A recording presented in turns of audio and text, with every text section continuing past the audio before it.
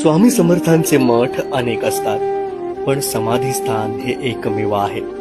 अक्कलकोटमध्ये असलेल्या या समाधीस्थानी माणूस त्याच्या पुण्याने आणि कर्माने येतो असं म्हणतात. कारण स्वामीच म्हणून गेले होते की माझ्या वडाच्या पारंब्याखाली बसून भक्त जप तप करून आपापल्या गावी निघून जातील. असं ते कित्येक वर्ष करतील. ज्या दिवशी त्यांचे कर्म शुद्ध होतील, पाप नाहीसे होतील, त्या दिवशी ते या समाधीस्थळी येतील आणि याचं महत्व जाणतील. स्वामी पहिल्यांदा अक्कलकोटला आले ते या चोळप्पा महाराजांच्या घरी.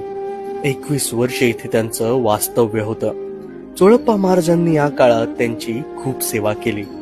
स्वामींच्या प्रस्थानाच्या वेळी चोळप्पांच्या भक्तीवर प्रसन्न झालेल्या स्वामींनी तुला काय हवं असं मागितलं. तेव्हा त्यांनी मागितलं की मला पैसा संपत्ती यापैकी काही नको, तुमची समाधी माझ्या